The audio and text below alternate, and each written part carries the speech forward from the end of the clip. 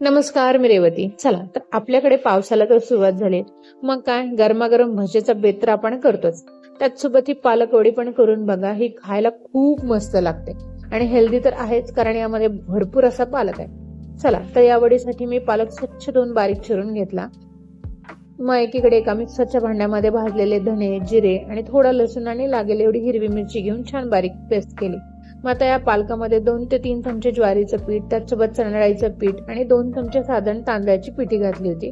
यामुळे वडी आपली खूप छान कुरकुरीत होते.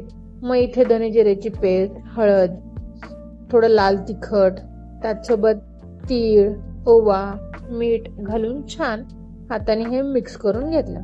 आता यामुळे छान असं पाणी सुटते. मग आपल्याला नंतर ते तिंबण्यासाठी कमी पाणी लागते. आता हे छान मिक्स करत थोडासा पाण्याचा वापर करून घट्टसर असा याचा गोळा करून घेऊ. आता गोळा करून झाल्यानंतर याची छान रोल करून घेऊ.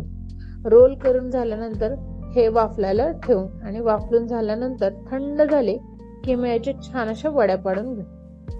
त्या वड्या पाडून झाल्या की हे तुम्ही इथे खुसखुशीत असे तळून घेऊ शकता, किंवा तुम्ही शॅलो फ्राय करू शकता, किंवा फक्त जिरे हिंगाच्या फोडणीमध्ये हे परतू देखील शकता. चला तर या पावसाळ्यामध्ये ही वडी तुम्ही नक्की ट्राय करा. मला कमेंट करून सांगा कशी झाली ते.